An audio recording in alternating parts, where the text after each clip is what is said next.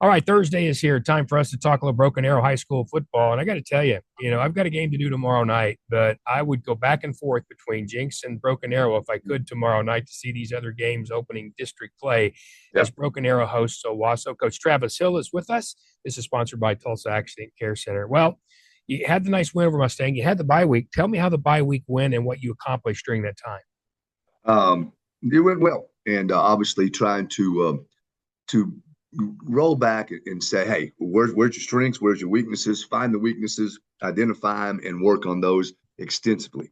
So, typically in a practice schedule, your special teams typically consist in a practice schedule of about anywhere from 2 to 3 periods. For us last week, they were as many as 6 periods. So double up. So kind of give you an idea. Work on your weaknesses, your strengths. The kids responded well. Had a couple of physical practices on Wednesday and Thursday, and allowed the kids for a short one on Friday with the idea of hopefully waking up Saturday morning fresh, not beat up, tired from all that. So great week. I think we got a lot done, and hopefully, like I said, we'll see some of those results on Friday. You mentioned hard practices. You have to have those, but also people protect from injuries. And I haven't asked you about this. How's your team injury wise at this point? We're doing really good. We really are. We got some kids that are still dingy, beat up a little bit. It's called football. We've only lost one young man. We did lose a kid by the name of Sandaring that really loved, just a hard worker, junior offensive guard for us. We get to replace with bigger, faster, stronger, but we don't get to replace the heart and the soul of what this young man believes our football team. So outside of that, Rick, we're really, really doing well, and that we stay that way. Knock on some wood. Yep. No kidding. Yeah. One of the things you said there is believe in each other and the way the kid believes in the football team. Culture is a word we throw around a lot, but it's one of the things you wanted to address when you got there. How do you Yeah. believe that's come along from what I see on the field, especially again, the Mustang win, but then some of the stuff I see ancillary, like some of the social media and things, it seems like your guys are just growling to keep going. Yeah. Well, Rick, time tells. I mean, I like to, I wish we could look into the future and say we're going to hang on to that. As of right now, I'm very, very pleased. Big word culture. That's a little bit out of my thinking span. So I just call it right and wrong. Okay. And they know what's right and they are working their tail ends off. I know what's right sometimes. Rick and don't always do it. Okay. And I'm a 63-year-old man. So you're asking young people to do that. They really are working diligently at it. This is the best way I know how to put it. I just got our eligibility report. It's Thursday morning. Coach Wilkinson does a great job helping me, do that. We only have 2 kids on there, and they're not ineligible. They're on probation. And so there's 115 kids on this football team. I don't think I have to say a whole lot more right now. Those are the things that I believe in cleaning up. That's right.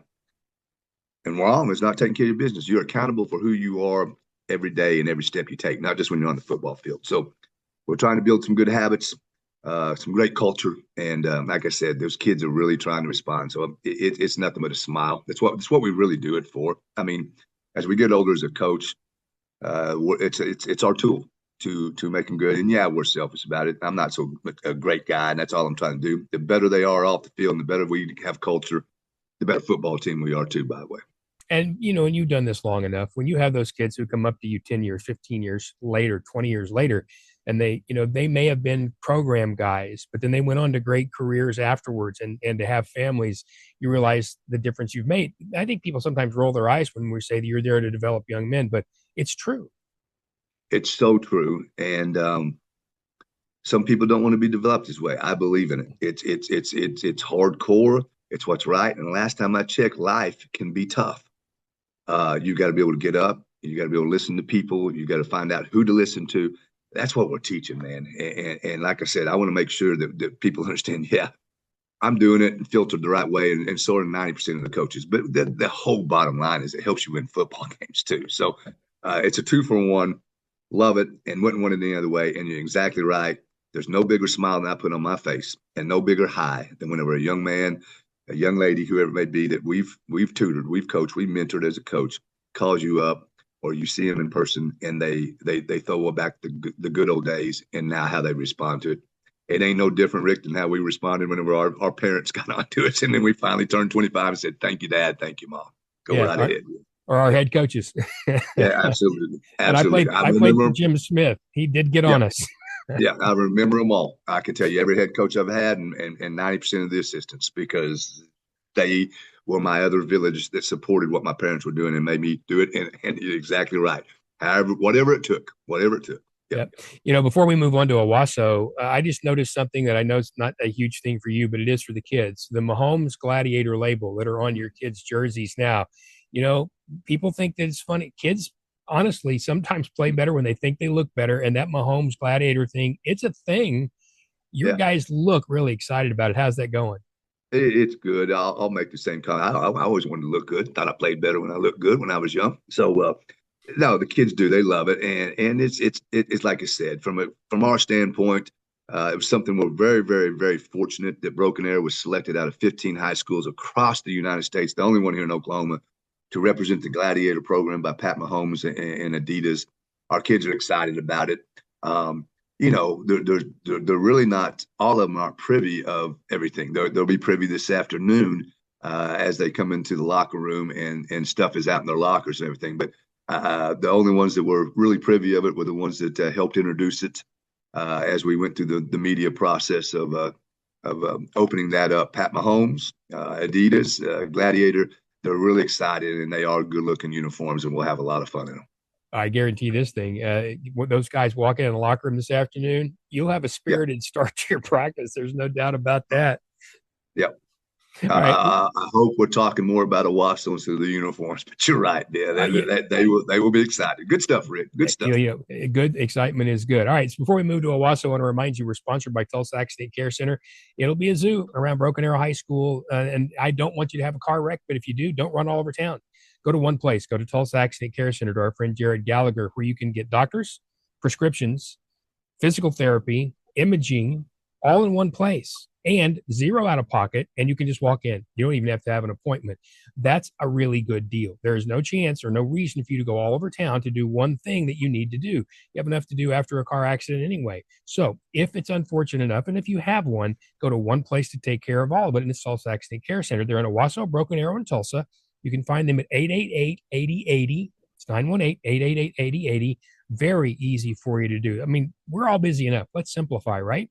And that's what you're doing at Tulsa Accident Care Center. All right, on to Broken Arrow. Yesterday, Coach Blankenship said, not the first time Travis and I have been on opposite sides of a sideline. So does it ever help when you, quote unquote, know a coach? It does. I mean, I feel like we do a lot better job. You can watch all the film you want. You can, if you've never played against a particular coach and been on the same field, I think that's a big asset when you have. It's like I said, I'm not going to sit here and say I know Bill and Josh exact thoughts, but we've been around. We know I've played against them. I've been on the field. You can only see so much in film. You can't see the reactions and situational stuff that are involved. You can't read into that through a film. But so when you've been on the opposite side, been at games, seen them in person, yeah, it helps you a lot. So being against Coach Blankenship, very much respected and on our behalf and everybody's behalf across the state, it does help that we got to get a better feel for what he's thinking, so to speak. And I'm sure he'll try to use that psychology against us and vice versa. So, but it makes it fun. It really is. And like I said, I think Bill would say, I don't like Travis Hill for 48 hours and I don't like Bill for 48 hours, but after that's all stupidity and we move on and we'll go from there. Look forward to it. The other thing I asked him yesterday, I've known Bill for a long, long time. And I said, look, let's be honest, a little extra juice in this one. I mean, you got Bill coming back. He was helping last year. You got Absolutely. Josh, who was there last year. You feel any of that from your kids? Do you even address it or you just move on? I really, no, I'm serious as I'll get out. We just move on. I mean, our only agenda, okay, and like I said, this is not a very bright guy you're talking to here, Rick. It's 2 + 2 is 4, is to stay healthy and get better. We will not win that football game if one of those two things don't happen. We need to stay healthy and get better. If you don't get better, Owasso's a great football team. They're going to get better under his tutelage. They're going to be prepared. If we don't get better, we're not going to win. So let's just make it easy, as you said with who our advertiser is. Let's make it as easy as we can. Let's get better, and if we get better, we got a good chance to win a football game. If we don't, then we're going to have to work on it again next week. So that's it. Put all the distractions and everything, who's been where and what's been going on, and just simply let's go out and play football and see if we can. Kids do a great job doing that. But when you do that, as you mentioned, this is a team that has a lot of offensive weapons, including let's start with your Frankenfield, their quarterback. When you see him, what comes to mind? just a kid that, of course, he's a junior now. So now you get a mature quarterback that has had all this experience, played in a state championship game, has basically 2 years under his belt, but for sure 1 year of a starting situation with all of his skilled kids coming back. So what I think of is the kid is ready to go to the next level. I mean, you'll see that he's making great decisions, putting in the proper hands. So just the quarterback that probably everybody else would like to have. I mean, it's just a very talented kid that now has weapons around him and is mature. And nice thing about him, they got him for another year on top of that. So good quarterback, Rick, good quarterback. And he's not the only weapon. Offensively, when you look at them, what are some of the concerns? Well, you know, we or I maybe should put. I've always I want the trifactor on offense. Okay, the quarterback, a running back, and a receiver. But doggone it, they got 1, 2, 3, 4, 5, 6. They got six. So whatever that, I don't know, a six factor. Every one of the kids, and I'm going to do, I'll screw up names. I don't want to do that. But number 1, Bethel, I'll do the best I can with it. Number 1, number 7, Hill. Number 4, number 5, I can't tell you his name, is good at tight end, high school H-back. I call him a Swiss Army knife. He's stud, blocks, does everything right. We just talked about the quarterback. And the doggone running back is about as good as there is around. And so just think through that. There's several weapons out there. How do you defend that? You're going to have to put good players in front of all those guys and meet the talent level and have a lot of one-on-one matchups that you got to win some. And so it's going to be a very interesting football game. Very talented football team. Yep. Got to tackle well, especially got in to these tackle situations. well. Huge thing. Let's have the 15 and 20-yard play be that. Nothing more, and minimize those. Those are still big plays, but let's don't turn those into touchdowns. And that's tackling well and being where you're supposed to be. You flip it over defensively. Samaj Sanford's obviously a fantastic player, and they put him where he can make a lot of plays. Who else do you see, or what else do you see out of that defense? Now you referring to Wassel's defense? Yes. Okay, you said Samaj Stanford. I'm sorry. I'm talking about their free safety. I said, yeah, Rick, did he go over there? He's our guy. I'm just messing. And I want him to be our guy. But defensively, when you got that, they got a very talented.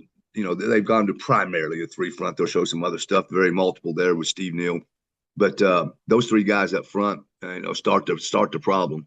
And then they're very active in the back end. When you got a 3 front, that gives you 8 guys to move around in all different directions. Okay, so here they are with some talented kids there. An OSU, obviously the Overton kid, OSU commit, number 3. And I'm not even going to try his name. I'll screw that one up, and they'll all give me a hard time, is an OSU commit in the back end.